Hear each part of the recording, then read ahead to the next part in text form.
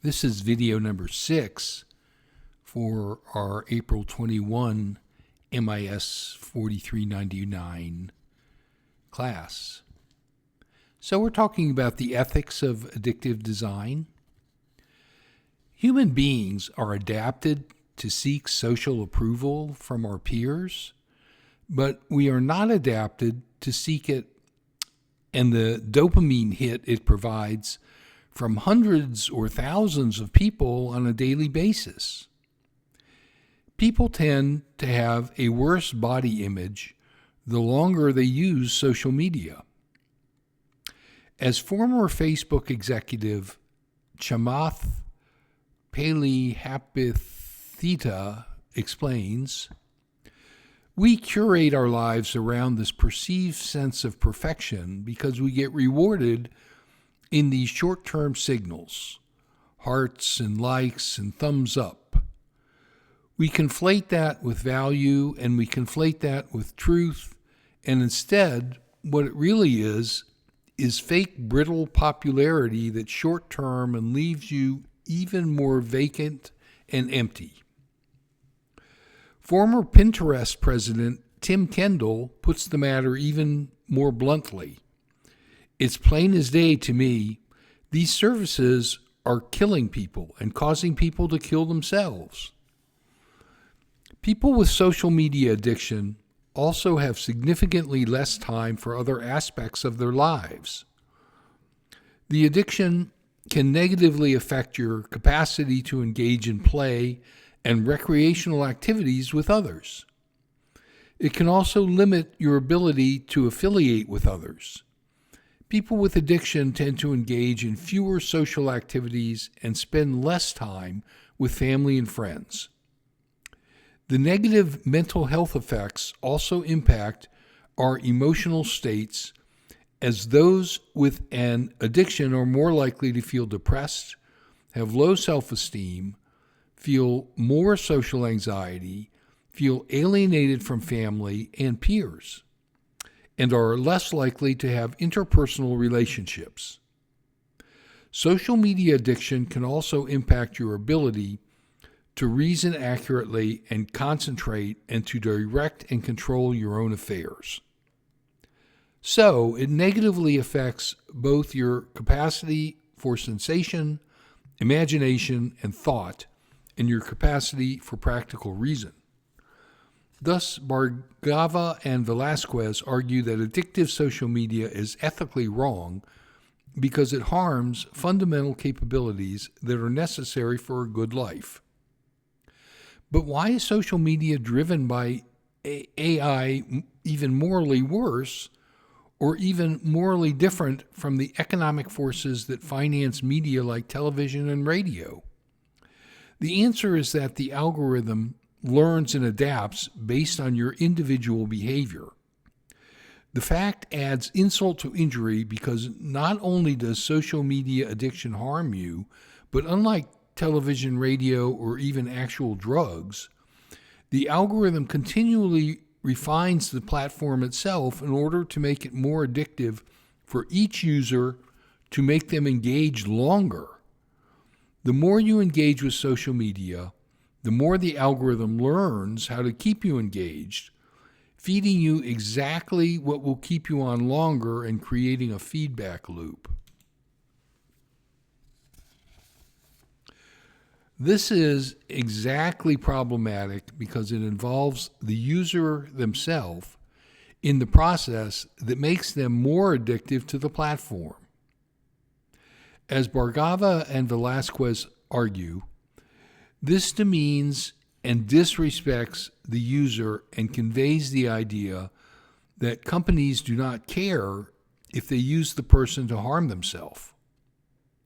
Further, they argue that this is an ethically wrong form of exploitation.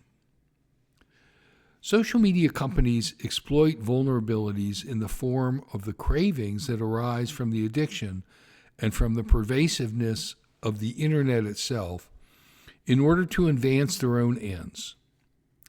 In other words, not only does the addiction create a craving to use that a company can exploit, but because the internet is difficult to avoid, in contemporary life, and because we often use it for work or social interaction, we are placed in situations where we are more tempted to use social media, even if we wanted to avoid becoming addicted. Given that social media companies demean and disrespect their users by co-opting them into helping to make the platform more addictive, this constitutes a morally objectionable form of exploitation. Do we find Bhargava and Velasquez's argument convincing? In terms of ethical inquiries into this matter, any conclusions we draw will depend on the terms of the discussion. As noted, there is room for disagreement about the nature of addiction, what constitutes symptoms of social media addiction, and how severe they must be to constitute addiction. We might object that most research discussed involves only correlations and does not indicate a causal relationship. It is possible, for example, that depressed people are more likely to become addicted to social media. However, longitudinal and experimental studies have also supported the idea that social media is addictive. One study found that the more addicted people were to Facebook, the worse their physical and mental health became over a 3-year period. An experimental study found that users who stopped using social media showed a reduction in depression levels, while the control group who kept using did not. In August 2018, a group of 60 psychologists published an open letter to the American Psychological Association calling attention to the unethical practice of psychologists using hidden manipulation techniques to hook children on social media and video games. Should psychologists be involved in helping to design potentially addictive technology? Tim Kendall believes the product he helped create kills people. Chamath Palihapitiya has expressed tremendous guilt over his part in helping to create a service that he believes is ripping society apart. One does not have to build a nuclear bomb to become a destroyer of worlds, and many who have helped create these services have later expressed regret, just as Robert Oppenheimer did. Once again, we must ask, how ethically responsible are researchers for designing things that harm society on such a large scale? One potential way to improve the situation is to make changes to these services, either by getting the service to voluntarily act or through strict regulation itself. For example, social media services could keep track of your usage statistics and warn users about the amount of time they are using.